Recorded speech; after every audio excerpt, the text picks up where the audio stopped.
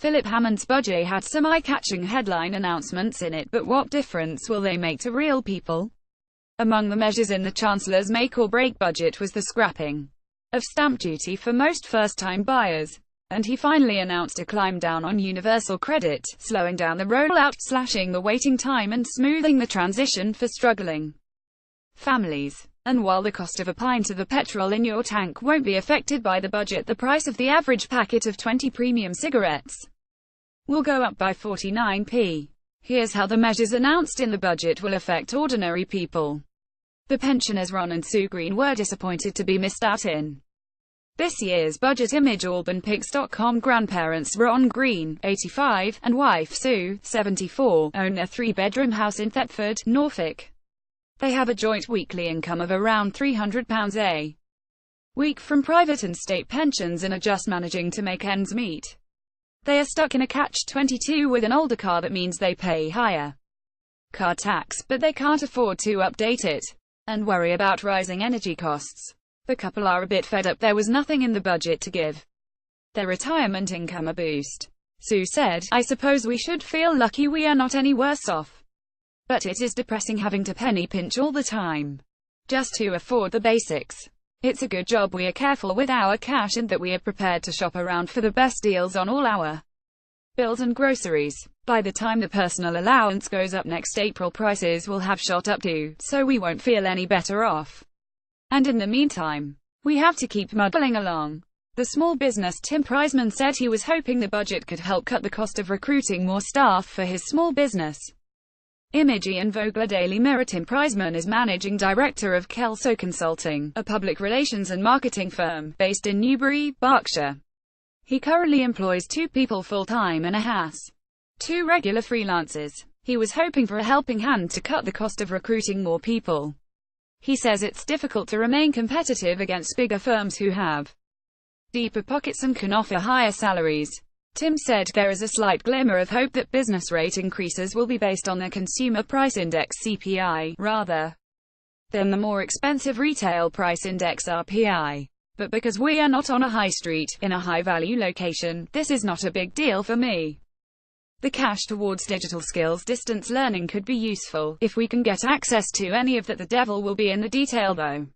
It's a shame the Chancellor didn't do anything about employer national insurance, the stealth tax firms get slapped with when taking on extra staff. That would have done a lot to help and encourage small businesses to employ more people. The single mum Helen fears she will end up worse off. imageorbandpics.com Helen Fletcher, 44, has 2 part-time jobs, which she juggles with bringing up her 2 children, Mia, 13, and Tom, 10. The mum from Lincolnshire is forced to turn to her credit card every month just to keep up with paying for the basics. She says that as her income fails to go up with the rising cost of living, she is always just slowly falling behind and building up debt. She was hoping for a bit of extra help from the Chancellor to help ease the constant struggle. Helen said, "By the time the rise in the personal allowance kicks in next April, I'll be so desperate it won't make the slightest difference and prices will most likely have gone up more over that time. My plan was to try and work a few more hours next year as the kids are getting that bit older. But I'm nervous as I will end up worse off because I'll be put on universal credit and will get hit by the cuts to the work allowance. A charity has told me the average working single person will be £800 per year worse off. That scares me as there really is nothing left to cut back on. My credit card would end up melting from overuse. It already takes a hammering each month just to get by. I don't know when I'm ever going to be able to pay off the debt that's building up. I'll just have to keep hoping that lotto win." The family Marcus says an increase in the personal allowance won't be much help with costs rising all the time. Dad Marcus Greenhalgh, 46, lives in Ramsbottom in Lancs with wife Kate, 37, and children, Meg, 9, Martha, 6, and 4-year-old Cecily. He is the sole earner and worries about the constant battle to keep on top of the rising cost of living. The family manages by being smart with its budgeting, spreading the cost of big bills using direct debits. And Marcus and Kate put a lot of time and effort into finding the best prices on everything. Marcus was hoping there would be no nasty surprises in the budget that would leave the family any worse off. Marcus said, "Well, I suppose a rise in the personal allowance next April will put a tiny bit more cash in my pocket each month eventually. But, really, with costs rising constantly, I don't think we will feel any better off. It's certainly better than being worse off.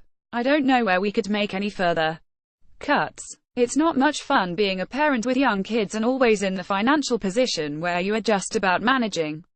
The NHS worker Sharon Lucas-Croft hoped for a wage increase but was left empty-handed. Sharon Lucas-Croft, 47, is a rapid response worker who struggles to pay her bills on a stagnant salary that's simply not keeping up with the rising cost of living.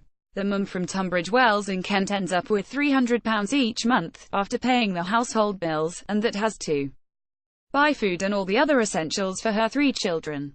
She was hoping for a wage rise to lift her out of the financial downward spiral she feels trapped in. But that didn't happen, Sharon said, saying he salutes NHS workers for the job they do. The Chancellor then did nothing towards offering us a fair wage. He mumbled a vague mention of looking into NHS pay. No doubt he will be giving himself a big pat on the back for what he believes is a job well done by successfully conning hard-working people in the public service into believing we have received a pay rise, which of course we haven't, and his wishy mention means it won't happen. In the meantime, prices continue to rise and we all continue to struggle to make ends meet. The first-time buyer Harry Copeman welcomes the scrapping of stamp duty. Designer Harry Copeman, 20, lives with his girlfriend in a shared rental property in London. The couple were paying £1,700 rent for a small flat of their own but moved in to share with friends so they could bring living costs down and be able to save more towards a deposit for their first home. They managed to chop £300 off their rent, but with rising costs for other bills it is still a constant struggle to save. They have cut back on everything from food shopping to going out to try and save the maximum. Harry was hoping the Chancellor would announce some help that would mean the couple can get their first step on the property ladder a bit sooner. Harry said, "Not having to pay stamp duty on the first £300,000 of a property price would save us around £5,000, I believe. A step in the right direction, and could mean we will be able to buy a few months earlier. But it doesn't help with the actual task of getting the big deposit together we will need to buy a property in London, where prices just keep rising."